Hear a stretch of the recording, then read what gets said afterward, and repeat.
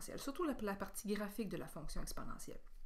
Il faut se rappeler que l'équation de notre fonction peut s'écrire essentiellement sur environ 3 formes.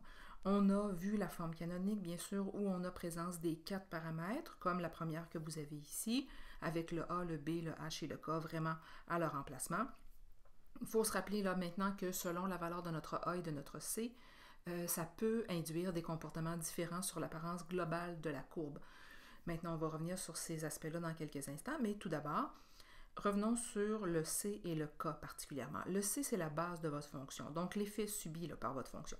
Le C est toujours une valeur positive, donc plus grande que 0 nécessairement, et le C sera toujours différent de 1. À ce moment-là, vous pourrez avoir plein de façons différentes d'écrire votre fonction. Et le K, c'est l'asymptote de notre fonction, donc une droite horizontale qui vient limiter le déplacement de notre fonction dans l'aspect graphique des choses.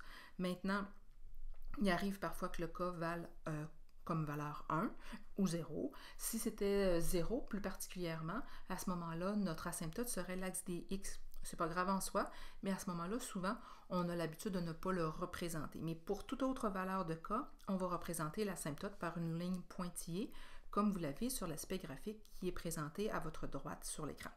Maintenant, si votre valeur de A est positive, vous allez observer que quand vous avez un A positif, votre courbe se trouve par rapport à son asymptote au-dessus.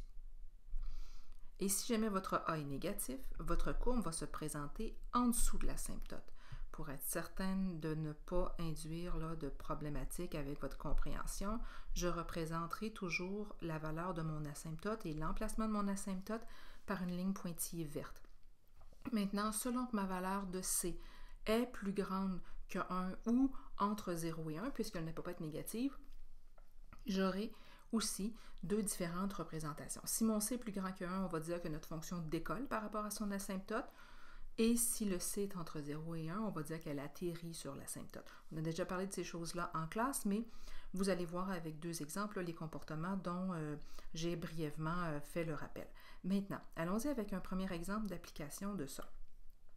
Si je regarde ici, j'ai une fonction dont je connais la règle et je vois qu'avec cette fonction-là, j'ai un paramètre A qui vaut 4, valeur positive ici de façon assez évidente, et je connais aussi la valeur de mon K qui est moins 2.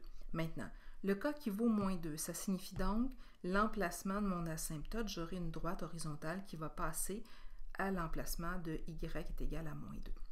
Ensuite, comme la valeur de mon A elle est positive, je peux anticiper une courbe qui va se trouver au-dessus de cet asymptote-là.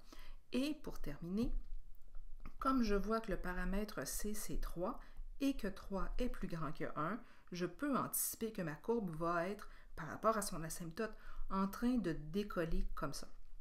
Donc, graphiquement, c'est ce que je vais observer avec les points que je vais aller placer dans ma représentation graphique. Maintenant, j'ai au préalable calculé certaines valeurs pour être capable d'aller représenter tout ça. Vous pourriez utiliser Desmos ou votre calculatrice graphique pour arriver rapidement à une table de valeurs ou le faire à la main si vous le souhaitez. Donc, d'abord, quand on fait la représentation graphique, on commence toujours par aller placer notre asymptote. Donc, ici, mon axe des Y, je l'ai gradué avec des bonds de 2. Donc, ce que je vais faire, c'est aller placer tout de suite l'asymptote qui passe ici à moins 2 par une ligne pointillée qui va passer ici. Donc, je vais seulement écrire à côté Y est égal à moins 2 pour bien montrer que c'est mon asymptote. Ensuite, je vais aller placer mes différents points, donc 0, 2, ici, mon ordonnée à l'origine. Ensuite, 1, 10. Mon axe des X et mon axe des Y là, sont gradués avec des bonds de 2. Et ensuite, le point 2, 34. Bon, ici, mon 34 sera environ là. Pardon, ici. Et ce qui va me donner la courbe suivante. Bon, moi, je vais la faire à main levée. La représentation ne sera pas parfaite, mais vous pourriez, bien entendu, utiliser un traceur comme Desmos ou votre calculatrice graphique pour représenter votre courbe ou à tout le moins aller valider que vous avez obtenu la bonne chose. Deuxième exemple, pour faire un petit rappel de ces notions-là. Donc, si ici, j'ai d'abord une fonction où je vois très bien la valeur de mon A. Ici, il s'agit de moins 1,5, donc une valeur négative. Je vois la valeur de mon K qui est 3. On se rappelle, le 3, c'est mon asymptote. Donc, comme mon A est négatif, je peux déjà anticiper que ma courbe va se trouver en dessous de mon asymptote. Ça, c'est la valeur négative du A qui m'assure de cette chose-là. Et ensuite, je vois la valeur de mon C qui est 2, 2 étant plus grand que 1. Ici, ma courbe va décoller par rapport à mon asymptote, mais vers le bas. Au lieu de décoller vers le haut, elle décolle vers le bas. Donc, par rapport à l'asymptote, je peux m'attendre à quelque chose qui ressemble à ça. Maintenant, on dit souvent que le A, c'est, quand il est négatif, une réflexion par rapport à l'axe des X. Si vous vous souvenez, par rapport au premier exemple, c'est exactement ce qu'on observe, une réflexion par rapport à l'axe ici, qui est l'asymptote. Alors, encore une fois, j'ai fait une table de valeurs au préalable. Vous avez les valeurs suivantes. Donc, si je vais graduer tout ça avec des bonds de 1 dans mon graphique, je vais aller placer d'abord mon asymptote. Donc, mon asymptote ici va passer à 3. Donc, une droite horizontale qui passe à la hauteur de 3. Donc, ici, c'est l'emplacement de mon Y égale 3. Ensuite de ça, je vais aller placer mes différents points. Donc, j'ai à aller placer 0, 1,5. Ensuite, 1, 0. 2, moins 3.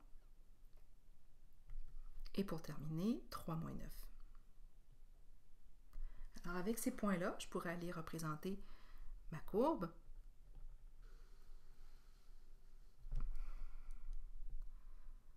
Comme je vous le disais, je fais ça à main levée, donc c'est loin d'être parfait. Mais vous pourriez facilement aller vous-même faire la représentation de cette chose-là avec votre calculatrice graphique ou avec Desmos pour avoir une représentation le plus rigoureuse de la fonction en tant que telle.